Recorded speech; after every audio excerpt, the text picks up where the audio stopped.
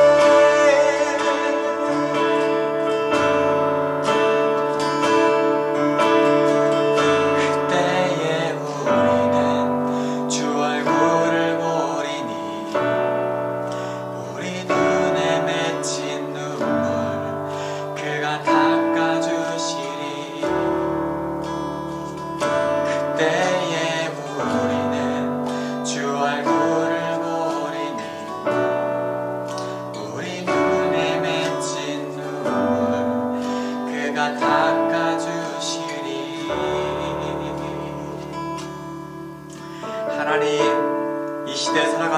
가운데 그 영원한 소망을 품게 하시고 그 영원함의 회복에 대한 소망을 품게 하셨습니다.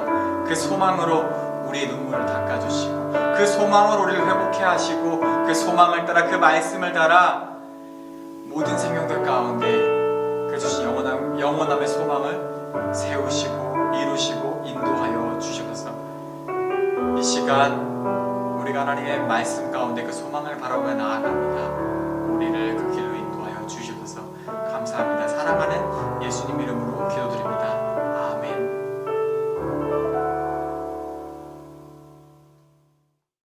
하나님의 말씀을 봉독하겠습니다. 로마서 8장 18절에서 22절까지의 말씀입니다. 계신 곳에서 우리 함께 한 목소리로 하나님의 말씀을 봉독하겠습니다. 생각하건대 현재의 고난은 장차 우리에게 나타날 영광과 비교할 수 없도다. 피조물이 고대하는 바는 하나님의 아들들이 나타나는 것이니 피조물이 허무한데 굴복하는 것은 자기 뜻이 아니요 오직 굴복하게 하시는 이로 말미암음이라. 그 바라는 것은 피조물도 썩어짐의 종로를 한 데서 해방되어 하나님의 자녀들의 영광의 자유에 이르는 것이니라.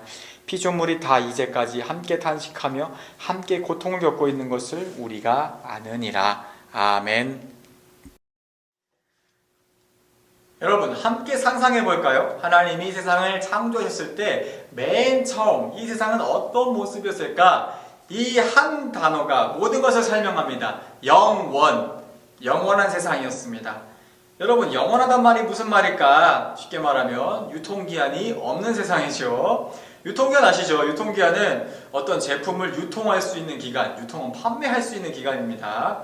여러분 한 가지 제가 꿀팁을 드리면 유통기간 지나면 음식이 상할까? 안 상합니다. 유통기한은 판매 가능한 기간이고 유통기간에서 좀 더 지나야 음식이 상합니다. 그래서 모든 음식마다 유통기한이 지난 후 권고 시간이 다 있어요. 다 다릅니다.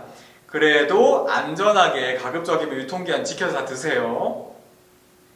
그러면 음식만 유통기한이 있을까? 사실은 우리 몸도 유통기한이 있어요. 대표적으로 이 뼈와 뼈를 연결하는 이 연골 들어보셨죠? 이 연골은 뼈와 뼈 사이에 지우개처럼 있어요. 움직이면서 사는 동안 계속해서 닳기만 합니다. 회복 그런 거 없어요. 닳기만 해요. 연골의 유통기한은 보통 평범한 사람은 70년, 운동선수는 30년이라고 합니다. 반면에 이 머리카락, 손톱 같은 이런 부위 있죠. 얘는 유통기한이 길어요. 머리카락은 심지어 우리의 수명보다 더 깁니다. 유통기한이. 이처럼 우리의 신체와 각 기관들은 제각각 다 다른 유통기한들을 가지고 있고 우리는 그 기간이 점점 다가오는 것, 유통기간이 다가오는 것을 노화라고 부르죠. 세포도 눈도 이빨도 심지어 뇌 기능도 그리고 우리의 생명도 사람은 그 기한이 다 정해져 있습니다.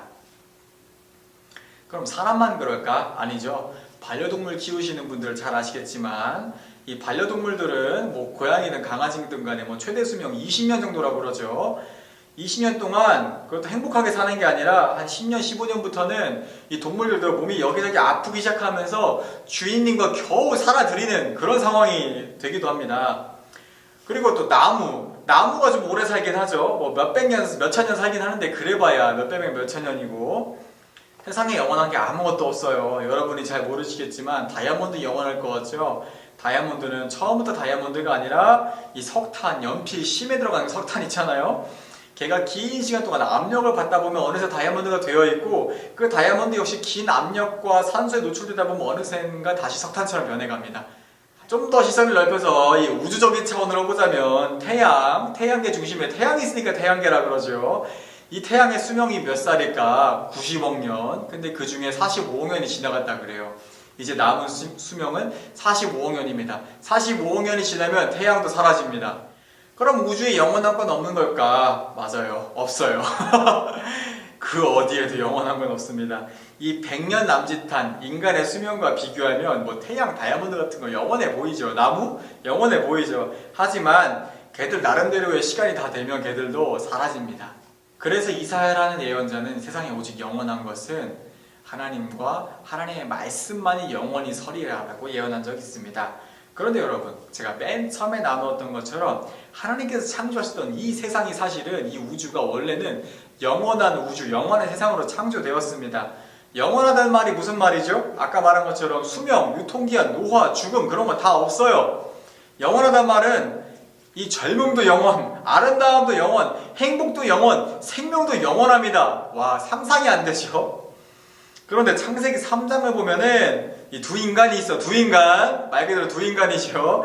이 두 인간이 해서는 안 될 짓을 해서 선과 악을 알게 하는 나무의 열매를 따먹었죠. 근데 진짜 문제는 이 죄라는 게 세상에 들어오면서 죄로 인해서 이 영원함이 깨져버렸습니다. 사실은 이게 간단한 문제예요. 죄를 지으면 벌을 받잖아요. 사실은 죄와 벌은 한 세트야. 그래서 세상에 죄만 들어온 게 아니라 한 세트로 벌로서 죽음이라는 게 같이 들어온 것 뿐이에요. 근데 죽음이 있으면 어떻게 영원해? 당연히 영원함이 깨지지. 그리고 영원한 안식처이자 집으로 창조된 이 세상, 이 땅은 이 죄 때문에 저주를 받아서 무덤이 되어버립니다. 창세기 3장 17절 19절에 나오는데요. 내가 내 아내의 말을 듣고 내가 먹지 말라 한 나무의 열매를 먹었은즉 땅은 너로 말미암아 저주를 받고, 땅이 저주를 받았죠. 19절 말씀은 그로 인해서 너는 흙이니 흙으로 돌아갈 것이니라 하시니라. 그러니까 이제 너는 영원히 못 살고 땅은 너 때문에 저주를 받아서 원래 집이었지만 흙이 흙으로 돌아갈 그 무덤이 될 것이다. 하나님이 지금 이렇게 말씀하시는 겁니다. 여러분들이 지금 이 모든 일련의 과정을 다 겪은 피조물들이라고 해볼까요? 그러면 여러분이 이런 입장이라면 제일 바라는 게 무엇일까? 어차피 죽게 된 거 그냥 편하게 행복하게 잠깐 그렇게 살려 죽자, 이거 아니죠? 병들고 죽어가는 그런 고통도, 헤어짐의 아픔과 눈물도 없는 그런 영원하던 시절을 피조물들은 항상 그리워하고 소망하면서 바라고 있었습니다. 오늘 로마서 말씀이 그렇게 이야기하죠. 그리고 하나님은 이 아들이신 예수님을 통해서 그 모든 피조물들이 바라던 그 구원, 영원함의 구원을 주셨습니다. 요한복음이라는 성경은 그래서 영생으로 이 땅에 오신 예수님의 구원을 이렇게 기록하죠.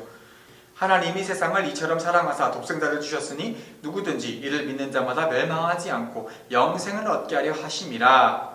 나는 하늘에서 내려온 살아있는 떡이니 사람이 이 떡을 먹으면 영생하리라. 영생은 곧 유일하신 참 하나님과 그가 보내신 자 예수 그리스도를 아는 것이니이다. 예수님은 영생으로 이 땅에 오셨어요. 그 말은 세상 모든 죄를 십자가에 못 박고 이 죄와 한 세트로 같이 들어온 이 죽음을 없애버리셨다라는 말입니다. 그리고 부활하셔서 새로운 영생을 세상에 주셨어요. 사실은 중요한 게 뭐냐면 이 부활하셨잖아요. 부활로 인해 주신 그 새로운 영생은 처음에 있던 영생, 이전의 것보다 더 업그레이드된 버전이라고 보시면 돼요. 왜냐하면은 예전에 있던 영생은 죄와 죽음으로 인해서 깨질 수가 있잖아. 근데 이 부활로 주신 이 영생은 두 번 다시 죄나 죽음에 깨지지 않는 그런 업그레이드된 영생이란 말입니다. 그리고 이제는 그 부활의 영원한 생명을 살아가게 하시고 우리 안에 그 영생의 증거가 되시는 분이 바로 성령님이시다. 그렇다면 하나님께서 그렇게 새로운 영생을 주신 우리는 어떤 존재일까요? 사실 지금까지 세상의 이 모든 생명들이 다 이 죄와 죽음으로 고통받은 게 다 사람의 이기심 때문에 시작된 거잖아요. 이 먹어서는 안 되는 걸 먹어서 이기심 때문에.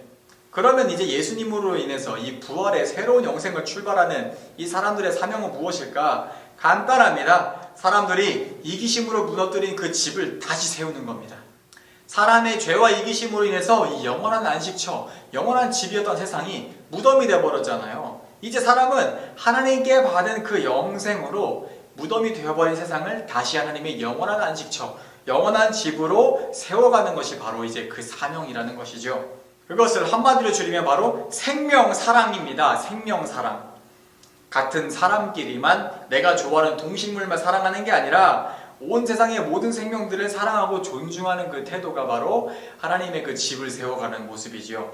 지난주에 나눈 것처럼, 그리고 우리가 지난 기쁨의 50일 동안 진행했던 부활의 생명 나눔 프로젝트처럼 작은 행동들로부터 큰 움직임까지 우리는 정말 다양한 방법들, 다양한 생각들로 온 세상의 생명을 사랑하고 존중할 수가 있습니다. 세상 모든 생명들에게는 다시 살아나는 그 환경을 통해 하나님의 그 영원한 세상이 다시 시작되었다를 선포하고, 지구상에 벌어지고 있는 생명들에 대한 폭력, 억압, 학대 이런 거 너무 많잖아요. 수많은 생명들이 죽어가고 수많은 사람들이 눈물을 흘리고 학대당하는 그런 부조리에 그리스도인들이 맞서고 저항하면서 없애나가면서 이제 세상의 고통과 아픔의 시간은 끝났고 하나님의 영원한 행복이 다시 회복되어 시작되었다. 우리의 삶으로 그렇게 선포할 수 있다는 것이죠. 이제 말씀을 정리하겠습니다. 모든 생명들의 소망은 영원함입니다. 그리고 하나님은 아들 예수님을 통해서 사람들이 그토록 소망하는 영생을 구원의 선물로 주셨습니다. 그런데 중요한 건 이 영생의 선물은 인간들에게만, 사람들에게만 주신 게 아니에요. 과거 죄와 죽음이 사람들로부터 시작해서 온 세상으로 퍼져나간 것처럼 이제는 이 영원한 생명의 기쁨과 소망이 사람들로부터 시작해서 다시 온 세상으로 퍼져나가게 하는 것. 그래서 다시 이 세상이 하나님의 영원한 집으로, 영원한 안식처로 세워져 가는 것이 바로 이 시대에 살아가는 우리의 사명이라는 것이죠. 또한 그것이 바로 이 세상 모든 생명들이 소리쳐 바라는 소망입니다. 이 시대에 살아가시는 우리 BTS 공동체 예배자 여러분 한 사람 한 사람이 바로 그 소망을 이 세상 가운데 선포할 사람들입니다. 그렇게 살아가시기를 주님의 이름으로 축원드립니다. 기도하겠습니다. 하나님 감사합니다. 모든 생명들이 소리쳐 바라던 그 영생에 대한 소망을 다시 우리 가운데 주시고 우리를 회복하게 하심을 감사합니다. 이제 우리가 다시 그 소망을 붙들고 이 세상 가운데 우리가 살아가는 모든 삶의 자리에 영원한 하나님의 나라, 영원한 하나님의 행복, 영원한 하나님의 기쁨, 그 영원한 생명을 삶으로 선포하기 원합니다. 특별히 우리에게 주신 이 세상을 다시 하나님의 그 영원한 안식처 집으로 세워가기 원합니다. 환경을 보호하고 세상의 폭력과 억압과 부조리를 없앰으로써 이 세상을 하나님이 기뻐하시는 아름다운 세상으로 회복하도록 인도하여 주시옵소서. 이제는 우리 주 예수 그리스도의 은혜와 하나님 아버지의 크신 사랑하심과 성령님의 교통하심이 하나님께서 주신 그 사명을 따라 이 세상 가운데 영원한 생명, 영원한 소망을 선포하겠노라 결단하는 모든 예배자들 가운데 함께 계시기를 축원하옵나이다.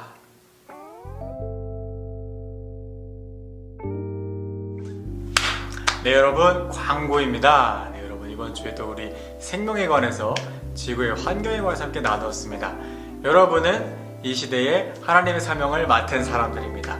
그래서 오늘 예배 후에 우리 선생님들과 이번 주에 함께 나눌 주제 말씀은 하나님의 사람으로 이 시대 가운데 어떻게 이 부활의 생명을 나눌 수 있을까, 어떻게 다시 이 세상을 하나님의 그 영원한 집, 영원한 안식처로 만들어갈 수 있을까를 선생님들과 함께 나누어 보았으면 좋겠습니다. 네, 여러분, 기말고사 기간도 하고 있는 친구도 있고 끝난 친구도 있고 다가올 친구도 있지요. 다양하네요. 네, 기말고사 끝나면 곧 방학인데 우리 여름 캠프, 올여름에 여름 캠프가 있잖아요. 우리 열심히 준비하고 있어요. 곧 만나요, 여러분. 네, 건강하게 행복한 한 주 보내시고 다음 주에 다시 만나요. 안녕.